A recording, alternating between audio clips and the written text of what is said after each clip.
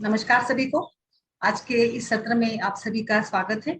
आज हम लोग चर्चा करते हैं। जैसे कि आज का ये विशेष सत्र जो है, हमने खासकर होली और आयुर्वेद इसको लेकर आज हम लोग कुछ अलग से चर्चा करने वाले हैं। उसके पहले अगर आप लोगों का कोई केस डिस्कशन है तो वो हम लोग पहले सॉल्व करेंगे, वो बाद में इसके बारे में चर्चा करेंगे। ठीक है। तृप्ति जी नमस्कार, वर्षा जी नमस्कार। बताइए, कोई केस है या कुछ डिस्कस करना है तो हम लोग करते हैं, फिर बाद में हम डिस्कशन आगे जारी रखेंगे।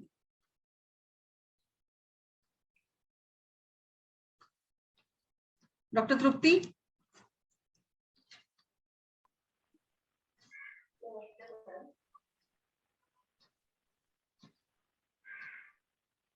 यस मैम, कुछ आपको बताना है? कुछ केस है तो बताइए, पहले केस ले लेते हैं, फिर बाद में डिस्कशन करेंगे।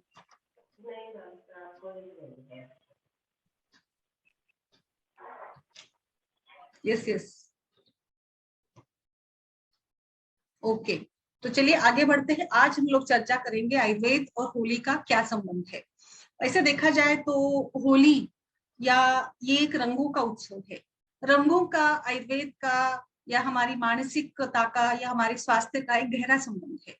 होली का केवल आज ये हम लोग होली नहीं मनाते हैं, बट कई सालों से, सदियों से हमारे सारे पुराण शास्त्रों में भी होली के बारे में वर्णन आया है। होली क्यों मनाई जाती है, इसके पीछे क्या राज है, होली मनाने के पीछे जो भी सारी ऐतिहासिक पार्श्वभूमि है उसको भी मैं बताऊंगी। जैसे कि एक जो फीमेल ये थी, राक्षस कहेंगे या जो डेविल कहेंगे, जिसका नाम होलिका था। इस होलिका के दहन के लिए बताया गया था, और इस होलिका को एक प्रकार से प्रहलाद के दहन के लिए बताया गया था। बट प्रहलाद जो कि विष्णु के भक्त थे, और विष्णु के भक्त होने के कारण विष्णु उन्हें बचाते हैं, और इस युद्ध के दौरान ही इस होलिका का दहन हो जाता है। तो होलिका के अंदर जो दुष्ट प्रवृत्ति थी, जो उन्होंने प्रहलाद भगवान को मारने की कोशिश की थी, बट वहां पर जो कि वो विष्णु के भक्त थे, तो आचार्य विष्णु ने, देवता विष्णु ने इनको बचाया। और इनको बचाने के साथ वहां पर जो भी मतलब युद्ध हुआ, उसके बाद उन्होंने इस होलिका को दहन कर दिया। तो वहां से लेकर आज तक हम लोग इस 21वीं सदी में इस होली को मनाते हैं। होली मनाने का ये राज है कि जो भी बुरे विचार है, जो भी आपकी अनिष्ट प्रथा है, या जो भी आपके मन में कुछ गलत तथ्य है, गलत विचार है, जिस सोच के साथ आप चल रहे हैं, उस सोच में बदलाव लाना है। ये सोच हमारे अंदर क्यों आती है, कैसे आती है? जैसे मनुष्य में रज और तमोगुण का सेवन करने की वृत्ति होती है। रज तम गुण के कारण मनोविकार बढ़ते हैं, और यही मनोविकार आगे चलकर मोह का, इंद्रिय अपराध का कारण बनते हैं, और इसी इंद्रिय अपराध के कारण विविध प्रकार के व्याधि का निर्माण शरीर में होता है। तो इसीलिए हमें इन बुरे सारे विचारों का नष्ट करना है, नाश करना है। इसीलिए पहले दिन होली का दहन किया जाता है। होली का दहन करने का अलग अलग तरीका है। जैसे मैं महाराष्ट्र का बताऊंगी, जो मैंने बचपन से जिसको देखा है, जो हम लोग मनाते हैं। बट मुझे लगता है दहन करने का तो प्रथा जो है हर राज्य में है, थोड़ा थोड़ा सा इसमें अलग प्रकार होगा। बट दहन करने के बाद दूसरे दिन हम रंगों के साथ इसको मनाते हैं। रंगों को क्यों मनाया जाता है, रंग क्यों फेंके जाते हैं? रंगों के पीछे है श्री कृष्ण, भगवान श्री कृष्ण एवं राधा। तो भगवान श्री कृष्ण बड़े नटखट थे, और इस नटखट हरकतों के साथ ही उन्होंने एक बार राधा, जो कि बहुत ही सुंदर थी, और इस सुंदर राधा को कुछ नटखट या कुछ अपने मिजाज के कारण, या उनका एक ये था कि राधा को बहुत ज्यादा कुछ ये भी था, अपने सौंदर्य को लेकर वो बहुत ही ज्यादा ये होती थी। तो इसकी इस सुंदरता को थोड़ा सा कम करने के लिए मानो, या कुछ नटखटपन के हिसाब से उन्होंने कुछ रंग लगा दिया उनको। और इस रंग लगाने के बाद उसका चेहरा थोड़ा सा बदल गया, या रंग उसके ऊपर चढ़ गया। तो इसी के साथ मतलब रंग लगाना ये तो ठीक है, तब तो उन्होंने एक अपने नटखट हिसाब से किया था, एक मनाने के तौर पर, एक खेल के तौर पर ही किया था। बट ये शायद प्रथा बन गई, और इसी प्रकार से आज रंग खेले जाते हैं। बट मुझे लगता है रंग क्यों खेले जाते हैं, इसके पीछे क्या साइंस है? जैसे कि ये होली त्योहार जो है हमारे आयुर्वेद के हिसाब से वसंत ऋतु का द्योतक है। तो जैसे अभी हमने वसंत पंचमी मनाई थी, वसंत उत्सव मनाया जाता है, या फिर वासंतिक वमन आयुर्वेद में किया जाता है, जो कि कफदोष का एक बहुत ही अच्छा उपचार है। इसे माना जाता है कि जो लोग वासंतिक वमन लेते हैं उनमें साल भर कफदोष प्रकोपित नहीं होता, या वो मतलब कफ के विकार नहीं होते हैं। तो इसी के साथ वासंतिक वमन की बड़ी प्रथा है। तो इसके साथ साथ कफदोष के लिए जो रंग हम लोग खेलते हैं, तो इसका भी कफदोष के साथ एक जुड़ाव है। जैसे कफदोष का हमें शमन करना होता है तो अलग अलग प्रकार के व्यंजन, अलग अलग प्रकार के रसों का हम लोग सेवन करते हैं। इन रसों के साथ साथ एक उद्वर्तन करके एक प्रक्रिया आयुर्वेद में बताई है, अभ्यंग एवं उद्वर्तन। उद्वर्तन में क्या किया जाता है कि जो भी चूर्ण है, इस चूर्ण के साथ त्वचा पर इसको घर्षित किया जाता है, ये त्वचा पर लगाकर पूरा त्वचा का मैल निकाला जाता है। कफदोष प्रकृति के व्यक्ति में एक ज्यादा मात्रा में कफदोष का जैसे अधिकतर बाकी धातुओं के साथ जो आश्रयशी संबंध है, जैसे रस, मांस, मेद, शुक्र के साथ, इन सभी धातुओं के साथ जो संबंध है, और कफदोष में अधिक मात्रा में चिकनाहट है, अधिक मात्रा में चिपचिपाहट है, स्निग्धता है। इस स्निग्धता के चलते कफदोष प्रकृति का शरीर जो है अधिक मात्रा में एक चिकनाहट भरा होता है। उसके बाल, उसकी त्वचा, उसके नाखून भी स्नेहमय होते हैं। और जब कफ प्रकोपित होता है तो शरीर में क्लेद अधिक बनता है, कफ के मल अधिक बनने लग जाते हैं, जैसे मांस का कमल है, मेद का मल जो है स्वेद है। तो स्वेद, क्लेद या खमल, इनका अधिक बढ़ने के कारण त्वचा में एक प्रकार की जाड्यता आ जाती है, एक प्रकार की जड़ता आ जाती है। इस जाड्यता को कम करने के लिए भी ये उद्वर्तन, जो कि त्वचा के ऊपर अलग अलग प्रकार के वृक्ष औषधियों का चूर्ण लगाकर उसको रगड़कर मसाज कर निकाल दिया जाता है। ये जो ट्रीटमेंट हम लोग करते हैं उद्वर्तन, जो उपटन के रूप में भी कहा जाता है, जैसे दिवाली पे अभ्यंग करते हैं, इसी का एक रूप ये उपटन है। तो इस उपटन को, उद्वर्तन को हम लोग ओबेसिटी, स्थूलता या कफ जनित, संतर्पण जनित विकारों में भी हम लोग कर सकते हैं। जो लोग अपने वजन को लेकर चिंतित है या वजन के लिए काफी सारे उपचार करते हैं, जिसमें स्वेदन भी किया जाता है, तो इस स्वेदन के साथ साथ उद्वर्तन करना, जो कि त्वचा के ऊपर की दुर्गंधी, क्लेद, मेद का नाश करता है। तो इसीलिए मुझे लगता है रंग भी यहाँ पर खेले जाते हैं। रंग हम लोग लगाते हैं, रंग को निकालने के लिए हम त्वचा को घिसते हैं, क्योंकि उसके बिना रंग निकलते नहीं है। तो ये घिसने से शायद यही वहां पर रोल होगा कि हम लोग अपने शरीर से क्लेद को, कफ को, अतिरिक्त जो भी चर्बी जमा हुई उसको हटा दे, और इसी सिलसिले में इसको मनाया जाता है। तो ये कोरिलेशन हमने यहाँ पर देखा है। अब जैसे कि त्योहार के दिन है, या त्योहार मनाया जाता है 2 दिन 3 दिन। अभी हम लोग हमारे शहर की बात करें, सोलापुर की, तो अब हम लोग 5वें दिन यहाँ पर रंग पंचमी मनाते हैं, यानी कलर्स हम लोग 5वें दिन मनाते हैं, या कलर्स का जो उत्सव होता है। तो अलग अलग प्रथाएं होती है, इसके साथ साथ अलग अलग प्रकार के व्यंजन बनते हैं। जैसे महाराष्ट्र में पुरन पोली बनती है। पुरन पोली जो बनाते हैं उसमें चने का उपयोग किया जाता है। चना यह वृक्ष है, और चना यह एक प्रकार से कफदोष के लिए अच्छा है। जो पुरनपोली हम लोग बनाते हैं, चने का जो ये होता है ना, दाल होती है, इसको हम लोग बनाते हैं, उसको प्रिपेयर करते हैं, उसको पकाते हैं, इसमें गुड़ या शक्कर डालते हैं, और ये पूरन हम लोग बनाते हैं, उसको रोटी में मिलाकर ये रोटी हम लोग बनाते हैं। इसको घी दूध के साथ खाया जाता है। इसके साथ में हम लोग चने की ही एक प्रकार की दाल बनाते हैं, जिसको हम आमटी बोलते हैं या कड़ी बोलते हैं मराठी में। तो ये आमटी हम लोग मसालों के साथ बनाते हैं। तो ये मसाले भी कफदोष का शमन करने के लिए बहुत ही सुंदर तरीके से काम करते हैं। ये बोला जाता है कि ये पुरनपोली थोड़ी सी गुरु बनती है, बट फिर भी इसको लेना चाहिए, जो कि मधुर रस है। और बाद में इसमें हम लोग जो कड़ी या जो आमटी का सेवन करते हैं, इससे कफदोष का भी शमन होता है। फिर इसके साथ भजिया है, पापड़ है, बाकी सारे कचुम्बर वगैरह बनाए जाते हैं। कुछ प्रांतों में मैंने सुना कि गुजिया बनते हैं। गुजिया ये खोए के साथ बनते हैं। ये मीठा बनाने का तो अपना अपना कल्चर होता है। कई जगह पे कुछ रसगुल्ला, बासुंदी है, गुलाब जामुन है, अलग अलग प्रकार के बनते हैं। बट आयुर्वेदीय परिप्रेक्ष्य में वसंत ऋतुचर्या के हिसाब से अगर देखेंगे, तो ये पुरनपोली जो बनती है इस सीजन में यहाँ पर आज, तो ये भी एक भ्रांतियां है कि हमने अभी एक नवान्न पूर्णिमा करके एक त्योहार आता है। यहाँ पर इस त्योहार का क्या कोरिलेशन है? जैसे कि अभी हमारे खेतों में सारे अनाज आ गए, ये अनाज हमारे लिए तैयार है। तो ये अनाज हमने अभी से शुरू करना है, इसको खाना है। और इस अनाज को हमारे लिए जो मतलब बनाया गया है, जैसे कफदोश में बताया है कि नवान्न का सेवन नहीं करना है। तो ये हमारी एक पारंपरिक पद्धति थी कि हम लोग अनाज को स्टोर कर रखते थे, फिर अगले साल इसका प्रयोग करते थे। तो अभी जो भी सारे खेती में अनाज आए हैं, इसका सेवन किया जाता है। जैसे सारे गेहूं आते हैं या फिर चावल आते हैं, तो यहाँ पर जो भी अनाज हम लोग यूज करेंगे उसको भून कर यूज करने का भी एक तरीका बताया है, जो कि कफदोश का शमन करता है। ये हो गई मतलब खाने की बात। अभी पीने की बात करेंगे या पेय पदार्थों की बात करेंगे, तो इन दिनों में या आज या कल ज्यादातर बहुत ज्यादा कल जो यूज किया जाता है, अलग अलग तरीके से यूज किया जाता है। कई बार भांग पी जाती है, जैसे भगवान को भी ये भांग पसंद थी, तो इसीलिए इसका भी सेवन किया जाता है। इसके साथ साथ यहाँ पर ठंडाई बनाई जाती है, कई प्रांतों में ठंडाई बनती है, कांजी बनती है। पंजाब में कांजी खासकर बनाई जाती है। कांजी बनाने के लिए क्या यूज किया जाता है वो भी मैं बताऊंगी। ये हमारे सारे दोषों के हिसाब से देखिए, जैसे कि ये सीजन अभी आज ऐसे माना जाता है कि आज के दिन से गर्मी बहुत बढ़ने लगती है, तो इस गर्मी को शांत करने के लिए ठंडाई बनती है। इस ठंडाई में ज्यादातर जो इस्तेमाल किए जाते हैं पदार्थ, सब्सटेंसेस, वो है लाइक बादाम, आलमंड्स, फिर दूध इसमें यूज किया जाता है। इसमें फिनाइल सीड्स होते हैं, इसमें तरबूज या खरबूज के बीज भी डाले जाते हैं।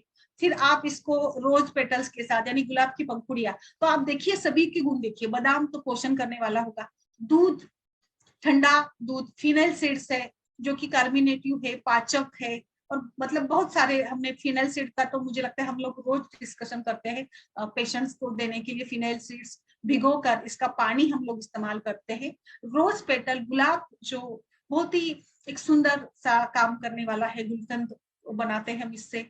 गुलाब की पंखुड़ियां जो शीत है, अभी से जो दाग, तृष्णा शमन या हाथ पैरों की जलन होने वाली है, इसको कम करने के लिए इस दिन हम लोग इस सभी ठंडाई जो बनती है, ये उष्णता के लिए ज्यादा से ज्यादा काम करने वाली ठंडा पेय है। दूसरा है कांजी। कांजी कैसे बनाई जाती है? कांजी बनाने के लिए जो इस्तेमाल किया जाता है, कांजी के लिए इंग्रेडिएंट्स होते हैं, आप इसमें बीट डाल सकते हैं। इसके साथ साथ बीट के साथ आप कैरेट डाल सकते हैं, शुगर डाल सकते हैं। इन सभी फलों को, यानी बीट, कैरेट्स, इन सभी फलों को आप अच्छे से स्मैश कर लेंगे। इसके पहले आप टुकड़े कर लेंगे, फिर इसको अच्छे से पानी में स्मैश करेंगे। आप मिक्सर पे ये सभी टुकड़े डालकर इसमें शुगर डालकर इसको बना सकते हैं। ये बड़ा काफी पसंदीदा व्यंजन है। और जो इसमें मतलब डलता है, इसमें मस्टर्ड सीड्स भी डाले जाते हैं, तो इसके साथ ये बनते हैं। तो ये भी शरीर में एक प्रकार से ठंडा ठंडा गुण निर्माण करने वाले होते हैं, इसीलिए इसको भी सेवन किया जाता है। और इसका कलर बहुत ही सुंदर बनता है। जैसे बीट है, बीट का रंग जो है, अभी हम लोग रंगों की बात आगे भी मैं शेयर करूंगी। मेरे पास तो रंगों को लेकर बहुत ही बड़ा प्रेजेंटेशन है, जो मैंने बार बार प्रकृति के सेशंस में, डाइट के सेशंस में भी मैंने इसको प्रेजेंट किया है। अभी रंगों की बात आते ही तो हमारे आयुर्वेद में पंचमहाभूत बताए गए हैं। इन पंचमहाभूतों का भी रंगों के साथ एक गहरा संबंध है। जैसे कि पृथ्वी महाभूत की अगर हम लोग बात करेंगे, तो पृथ्वी का वर्ण पीत बताया है। आप महाभूत का वर्ण जो है वो ब्लू बताया, यानी नीला रंग बताया। आकाश जो है वो एक प्रकार से लाइट कलर का है। फिर वायु महाभूत जो है वो ग्रीन कलर का है, और अग्नि महाभूत जो है रेड कलर का है। तो ये रंगों का इस्तेमाल हम लोग कलर के रूप में करते हैं, यानी रंग हम लोग कल खेल देंगे।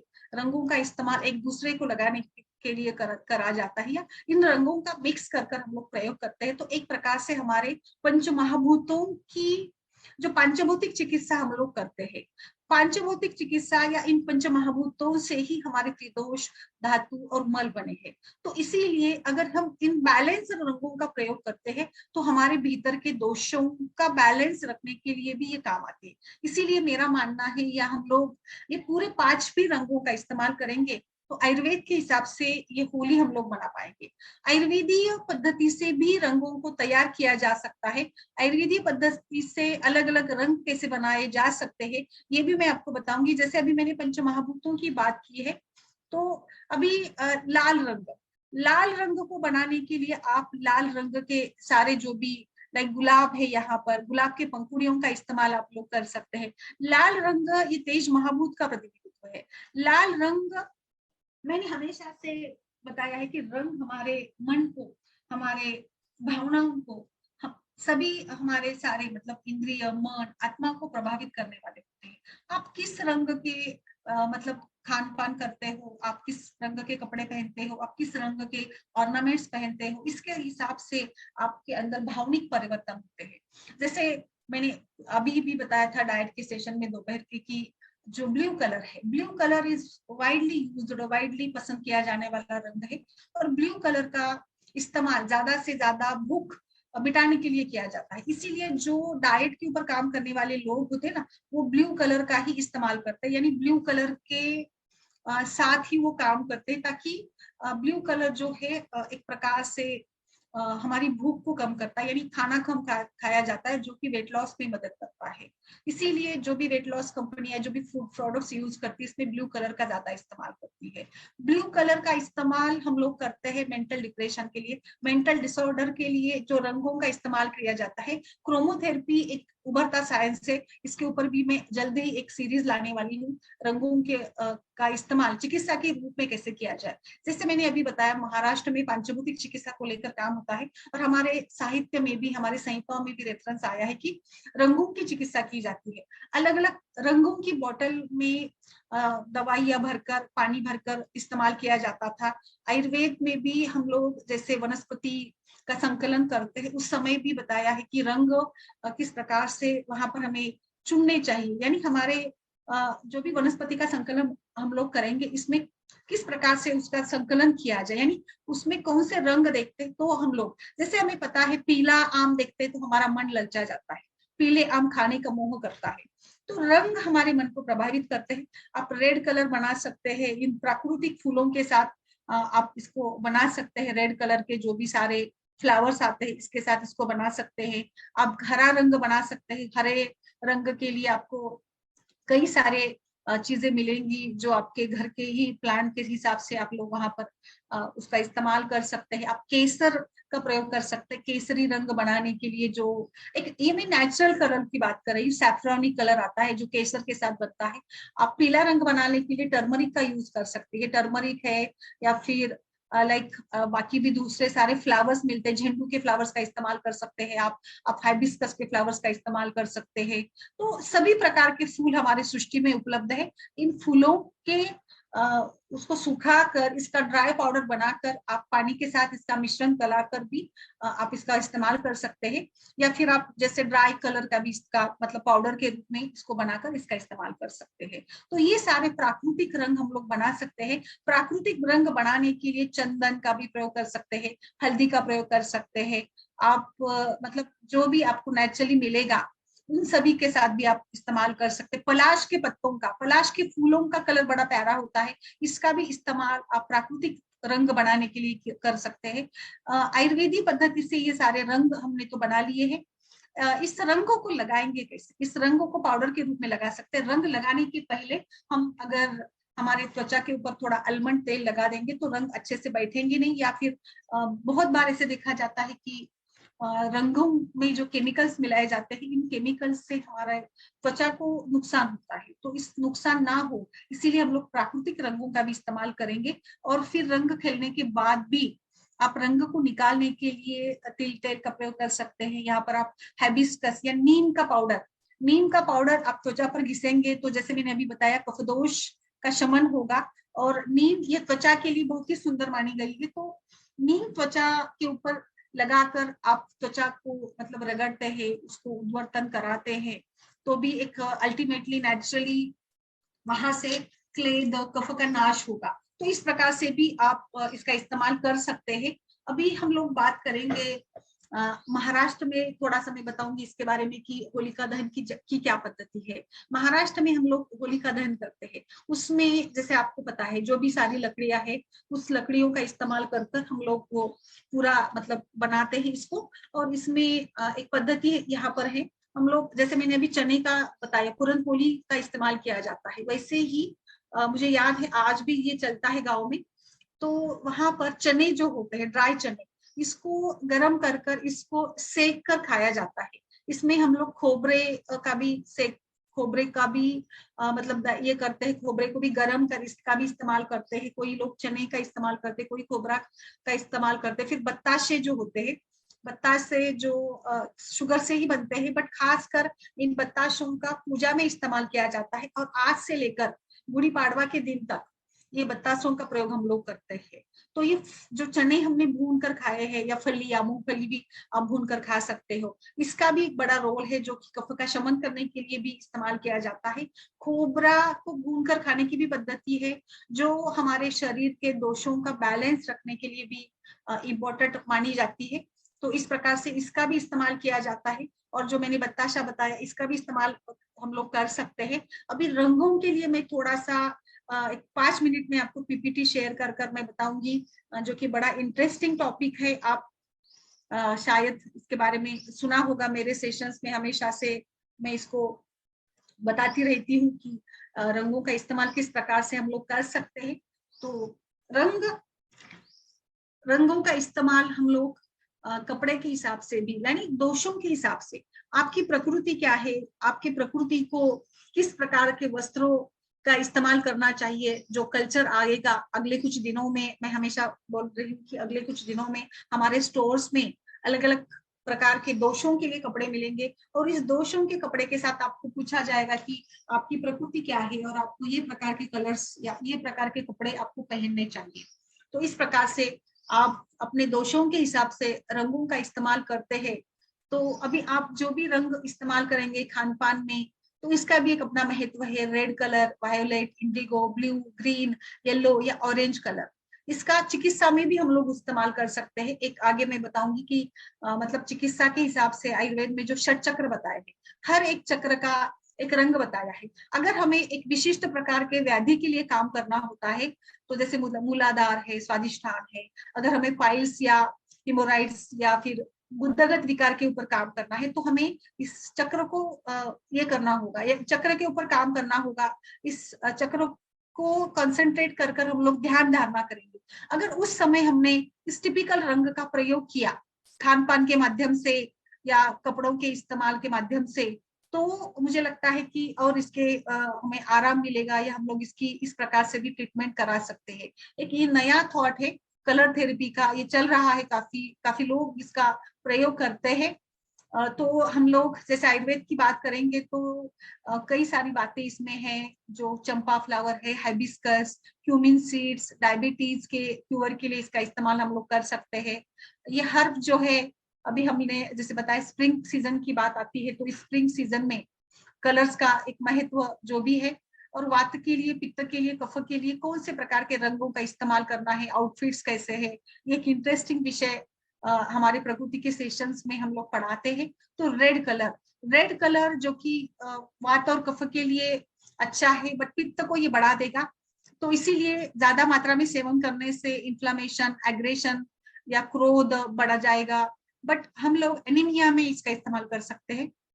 एनीमिया है, थकान है, या पैरालिसिस है, या बहुत ज्यादा एग्जॉस्टेशन हुआ है, तो इसमें हम लोग रेड कलर के फलों का इस्तेमाल कर ट्रीटमेंट करा सकते हैं।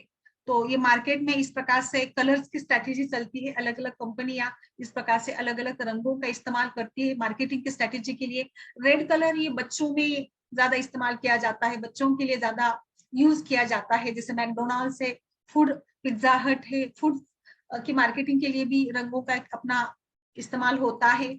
ऑरेंज कलर जो कि कफवात के लिए बहुत अच्छा है, बट ये थोड़ा सा पित्त को बढ़ा देगा। ये भी एक अपना अलग से रिप्रोडक्टिव सिस्टम के ऊपर काम करेगा, किडनी के डिसीजेस के ऊपर काम करता है। येलो कलर ये वातदोष के लिए अच्छा है, बट ये कफ को या पित्त को एग्रीवेट करेगा।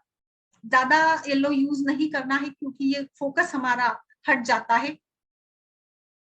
एंटीबैक्टीरियल प्रॉपर्टीज इसमें होती है, एंटी कंजेस्टेंस प्रॉपर्टी इसमें होती है।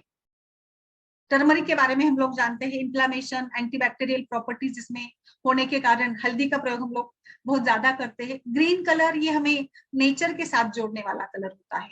सो ये बैलेंस, फिजिकल बैलेंस के लिए, हार्ट के लिए अच्छा है, ब्लड प्रॉब्लम्स के लिए अच्छा है ग्रीन कलर का इस्तेमाल करना। तो गो ग्रीन ये तो हमें इको फ्रेंडली पता है। मेंटल हेल्थ के लिए कलर ग्रीन भी यूज किया जाता है। ग्रीन कलर उत्साह का प्रतीक है। जैसे हम लोग फोन की बैटरी लगाते हैं तो वहां पर बार आता है ना, निशान आता है। हम लोग वीडियो गेम खेलते हैं तो वहां पर भी ग्रीन कलर का ही बार आता है। तो ग्रीन कलर यानी एनर्जी, चार्जिंग हो रहा है, यानी एनर्जी चल रही है। तो इस प्रकार से ग्रीन कलर एक मेनली रीजनरेशन के लिए यूज किया जाता है। कई बार कुछ कस्टमर्स को रिलैक्स करने के लिए कुछ कंपनियां या कुछ जो मॉल्स वगैरह होते हैं वहां पर ग्रीन कॉर्नर होता है, वहां पर जाकर हम लोग बैठ सकते हैं, तो हमें एक अलग सा मतलब एनर्जी या कुछ एग्जॉस्टेशन जो भी होता है वो कम करने के लिए इसका इस्तेमाल हम लोग कर सकते हैं। ब्लू कलर जो है ये वात कफ के लिए मतलब एक्सेस यूज करेंगे तो वात कफ को बढ़ा देगा, ये पित्त के लिए अच्छी बताई गई है। ग्रीन कलर का इस्तेमाल हम लोग इन्फ्लामेशन, बर्न्स में, एक्जिमा में, सोरियासिस में कर सकते हैं। मेंटल हेल्थ के लिए जैसे मैंने अभी बताया था ग्रीन कलर बेस्ट बताया है। और मार्केटिंग या इलेक्ट्रॉनिक आइटम्स में तो ब्लू कलर बहुत ही ज्यादा चलता है। वायोलेट कलर जो है ये पित्त के लिए अच्छी है बट वात दोष को बढ़ा देगा। एक्सेस नहीं यूज करना है जो कि हमारे मन को डिस्टर्ब कर देता है। पर्पल कलर की भी साइकोलॉजी है अपनी। इंडिगो कलर डिटॉक्सिक करता है, इन्फ्लेमेशन को कम करता है, इसीलिए खासकर swine flu, common cold, diphtheria में इंडिगो कलर का उपयोग कर सकते हैं। या फिर टॉन्सिलाइटिस में स्वेलिंग अगर है तो इसमें भी कर सकते हैं इंडिगो कलर का इस्तेमाल। ब्लैक कलर का एक अपना सभी रंगों का एक अपना महत्व है। ब्लैक कलर को हमेशा थोड़ा सा लाइक फियर और तीनों दोषों को बढ़ाने वाला माना गया है। व्हाइट कलर का अपना महत्व है, जैसे हमने आज ही पढ़ा था white colour antiviral, antibacterial, pain relief का है। तो इसीलिए ज्यादातर मेडिसिन जो बनते हैं, गोलियां बनती है, इसमें व्हाइट कलर मतलब इस्तेमाल किया जाता है। और इसी के साथ मेडिकल प्रोफेशन में सफेद रंग का बहुत महत्व है जो कि कामनेस पैदा करता है, एक कूल कूल लगता है। व्हाइट कलर हम लोग यूज करते हैं, माइंड, बॉडी, इमोशंस को बूस्ट करता है, स्पिरिचुअलिटी की तरफ ले जाता है। ग्रे कलर थोड़ा डिप्रेशन, डेथ को इंडिकेट करता है, ओल्ड एज को इंडिकेट करता है। सो कलर थेरेपी में रेड कलर का पावर के रूप में इस्तेमाल किया जाता है। ग्रीन वार्म है, पर्पल कलर रॉयल्टी को इंडिकेट करता है। सो कलर्स का तो एक मतलब बहुत ही अभी चक्रों की बात करते हैं, जैसे अभी मैंने बताया था कि मूलाधार चक्र की बात करेंगे तो ये रेड कलर है। तो आपको अगर गुदगत विकारों में काम करना होगा तो रेड कलर के ऊपर आप इस्तेमाल करेंगे तो आई थिंक कि आपको राहत मिलेगी। या फिर यहाँ पर जो षट चक्रों का और रंगों का संबंध बताया है इस हिसाब से भी हम लोग कर सकते हैं काम। अभी कुछ ये भी थेरेपी चल रही है ना, तो अगर आपको लंग के ऊपर काम करना होगा तो ये कलर का बिंदु निशान मार्क किया जाता है इस हिस्से ऊपर, left eye, left ear, left lung, heart, stomach, kidney, thyroid करके यहाँ पर आप इस प्रकार के कलर के बिंदु को लगा सकते हैं ट्रीटमेंट के तौर पर। इसमें नुकसान तो कोई नहीं, देखिए कोई भी इससे हमें अगर फर्क पड़ता है तो क्या प्रॉब्लम क्या है, इस प्रकार से आप बिंदु लगा सकते हैं या कलर की पट्टी भी वहां पर आप लगा सकते हैं। क्रोमोथेरेपी, ये इसके ऊपर भी हम लोग नेक्स्ट इसमें एक अलग से सेशन करेंगे। तो इस प्रकार से मुझे लगता है कि ये एक होली का जो फेस्टिवल है ये हमें अलग अलग प्रकार से हम इसको आयुर्वेद में कफदोष का बैलेंस कहिए, वसंत ऋतु की परिचर्या मानिए, या जो सारा रक्त चंदन, फिर हमारे सारे प्राकृतिक रंग है, हीना है, कुमकुम है, नीम है, इनका प्रयोग कर कर भी अगर हम लोग रंगों को बनाते हैं तो मुझे लगता है बहुत ही अच्छी तरीके से एक नेचुरल होली हमारी होगी। और हमारे लिए पृथ्वी, आप, तेज, वायु, आकाश का भी बैलेंस इस रंगों के साथ हो जाएगा। और कुछ व्यंजन की भी बात मैंने की थी जो कांजी बनाते हैं, कांजी बेस्ट रहेगा इस सीजन में पीने के लिए। भांग भी पी जाती है, भांग भी ठंडाई के रूप में ही पी जाती है। रेड कलर आप सैंडलवुड से ले सकते हैं, हाइबिस्कस से ले सकते हैं। ग्रीन कलर के लिए आप मेहंदी का इस्तेमाल कर सकते हैं, मेहंदी पाउडर, गुलमोहर का इस्तेमाल कर सकते हैं। मजेंटा कलर के लिए आप केसर का इस्तेमाल कर सकते हैं, सैफरॉन का इस्तेमाल कर सकते हैं।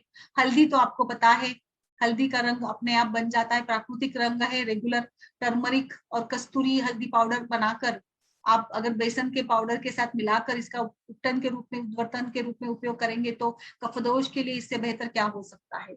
सो आई थिंक आज के सत्र में हमने इस प्रकार से होली का, फिर इसमें जो भी सारी इसको मनाने का जो तरीका है इसके बारे में भी मैंने कुछ बताना चाहा है। आयुर्वेद और होली का उत्सव का क्या संबंध है, तो अभी हम लोग यहाँ पर जो मेरा प्रेजेंटेशन था वो मैंने यहाँ पर कर दिया है। अभी आप बताइए मुझे आपका क्या कहना है। तृप्ति जी, वर्षा जी, उषा जी, बताइए क्या बनाया आज आपने। गुजरात में क्या बनाया है?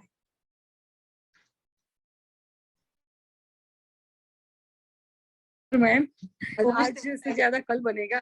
हाँ, उसमें हम लोग गुजिया बनाते हैं, फिर दाल वाला, हाँ। दही बड़ा, ये सब बनाते हैं। और ठंडाई मैम, ठंडाई का मैं आपको थोड़ा रेसिपी शेयर करती हूँ, बहुत ही। अच्छा। वर्षा जी, तृप्ति, माधुरी जी, बताइए। Hello ma'am. हेलो। वो लेते।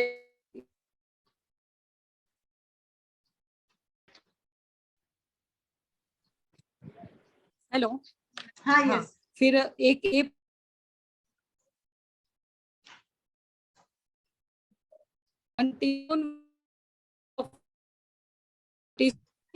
आवाज नहीं आ और आपको थोड़ा सा मिलाना है, ब्लैक पेपर एंड केसर थोड़ा सा।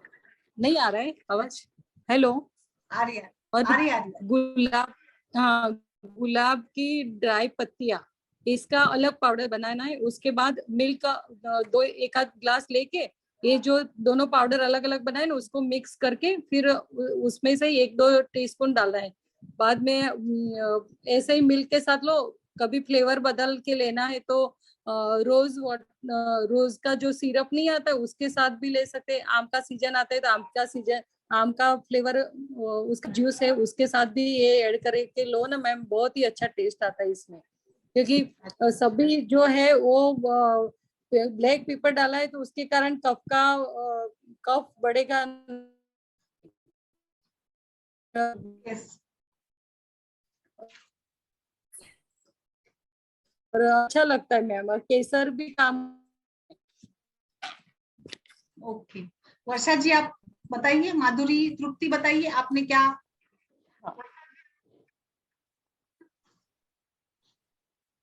Yes ma'am. Good evening ma'am, मैं डॉक्टर माधुरी बोल। मैम मैं हाँ, थोड़ा बताइए। फोन कॉल आया था, किस बारे में? ये होली के बारे में ही बता रहे हैं ना? हाँ, कोई भी आप बताइए बात। मैम आज तो पूरन पोली ही होगा महाराष्ट्र में। तो यस, घर यस। पे अभी मैं वही करके आई हूँ मैम, तैयारी से। That ma'am is. आप खोआ की बनाते हो? हेलो। हाँ। हेलो। आप खोआ की पूरन पूरी बनाते हो आप? नहीं, पूरन पोली हम वो चने के दाल का बनाते हैं। हाँ, क्योंकि हम लोग यहाँ तुअर का दाल का ज्यादा तुअर का भी बनाते हैं। बनाते हैं महाराष्ट्र में हम हाँ लोग, मतलब मेरी माँ तो हाँ। तुअर का दाल का बनाती है, मैं चने की दाल की बनाती हूँ। क्योंकि जी मैं जी हम लोग इधर के ना सातारा साइड के, तो हम लोग चने के दाल का ही बनाते हैं। जी। और अच्छा। उसके जो दाल फिर कट बोलते हैं, आमटी, वो बहुत फेमस रहती है महाराष्ट्र में। एकदम फेमस। फेमस रहती है, तो वो फिर चाहिए। Yes, yes, yes. और किसी को चना के कुछ। भी अच्छा बनता है। हाँ। हम्म। चने की अच्छी बनती है। और गुजिया में क्या खोया डालते हैं क्या, और क्या डालते हैं? नहीं मैं नहीं डालती हूँ, मैं तुअर और दोनों का बनाती हूँ। इसका चना का भी बनाती हूँ, उसको के साथ सेक देती हूँ अच्छे से। और नहीं, वो गुजिया एकदम मतलब ड्राई जैसा हो जाए ना तलकर उसमें बनाते हैं ना, आप तलकर बनाते हैं ना? क्या मैम? तलते हैं ना उसको, गुजिया को? नहीं, गुजिया को ये बोलते हैं ना, वो क्या बोलते हैं, यहाँ घुघरा भी बोलते हैं और गुजिया भी बोलते हैं। मुझे लगता है ना माधुरी जी, गुजिया यानी वही हम हमारे जैसे ही ये क्या करते हैं कि पूरन बनाते नहीं, वो मतलब तुअर का दाल या हरभरा का दाल अंदर डालकर उसको रोटी के जैसे ही बनाते हैं ना मैम? नहीं मैम, पूरन पूरन का अलग। करंजी होगा मैम, मैम करंजी जैसे ही पूरन रहता है पूरी जो गुजिया। आप बोल रहे हैं ना, वो भी अलग। अच्छा। हाँ, उसका सेप है ना थोड़ा कल अभी कैसा, शेयर आप करिएगा, चंद्र कल का कल जो सभी लोग रहता है ना, फोटो शेयर और करिएगा चंद्र का डाइट की, वैसा इसमें रहता है। डाइट की इसमें डालिए सभी लोग कल। हाँ श्योर। और आपने जो बोला ना, वो हम भी बनाते हैं, मगर उसको मैं गुड़ वगैरह डाल के सेक के फिर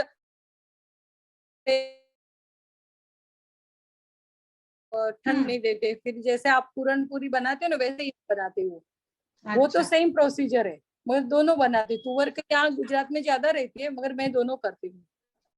और अच्छा। ये बताया ना, वो कल के लिए है, नेक्स्ट डे। अच्छा, ओके। और कुछ किसी का? ठीक मैम है। आपने भी एक कुछ और बनाया ना, वो क्या क्या चिल्ली का बनाया? कौन सा? हेलो। आपके, हाँ आपने जो डिश रखा है ना उसमें एक रेड कलर का भी है ना कुछ, वो क्या है? रेड कलर का भुजिया है, भजे पकोड़े, अच्छा और वो, भुजिया है, पापड़ है, और पूरन पोली, घी, और आमटी। आमटी बोलते हैं ना, कड़ी। तो वो कड़ी हम लोग बनाते हैं, आमटी। वही हाँ चने हाँ का वो तो है, चने का कढ़ी पानी, बनती। मतलब चने की दाल का पानी के जैसे बनाकर उसको सारे मसालों के साथ बनाते हैं। उसमें फिर आप जैसे खट्टा डाल सकते हैं, कुछ इमली, थोड़ा सा गुड़ भी डाल सकते हैं, या कोई लोग टमाटर डालते हैं, बट मैं तो यही वो पूरन ही डालती हूँ इसमें थोड़ा सा, तो वो अच्छी टेस्ट आती है। मसाले चाहिए इसमें, लेकिन ओके, अच्छा, दाल के जैसी ही बनती है वो। अपनी ओके दाल बनाते हैं ना, लेकिन वो चने की दाल है, पतली दाल पूरी। और ये उसी दिन बनती है, हम ओके। बाकी दिन नहीं बनाते, ये पूरन पोली के साथ ही बनाते हैं, उसी के साथ। एक्चुअली मेरी सिस्टर को हमने वहीं मैंने बताया था ना अमरावती में शादी हाँ। किया है, तो वो कल उसके घर खाना मिलेगा मुझे ये सब क्योंकि हम लोग साथ में ही यहाँ पास में ही रहते हैं। तो हाँ वो वहाँ अमरावती में ही उसका शादी किया, महाराष्ट्र ब्राह्मण ही वो। तो वहां से वो उसको सब कुछ अ- आता है क्योंकि पूरा सीख गई वो। तो वो सेम आपका अच्छा। स्टाइल से ही बनता है सभी। तो मैं नसीबदार हूँ, मैं खाती हूँ आपका पूरा ट्रेडिशनल डिश है। अरे वाह, वेरी नाइस। अभी कहाँ पे रहे हो फिर? अभी यही उसका जॉब है, दोनों हस्बैंड अ- वाइफ का। तो यही है, अच्छा पहले वर्धा में थे, फिर नागपुर थे, अभी अच्छा यहाँ ही है अच्छा गुजरात अच्छा, में। फिर वो तो सब मतलब ऐसा हो गया है कि आपके इधर ही है, इसीलिए आपको फिर सब जी मिलता है सब पता है। हाँ, टेस्ट करता है फिर। मैंने बताया था ना उसके वहां जाती तो भी मुझे टेस्ट करने को मिलता है उसके ससुराल में भी। हाँ, जी मैम। यस यस यस, बिल्कुल हाँ, बिल्कुल, यस। हाँ, या ओके, किसी का कुछ केस है, या फिर चलिए फिर आज के लिए रुक जाए, कोई केस नहीं है तो। तो ma'am, okay, thank you ma'am. Yes yes. Tripti ji.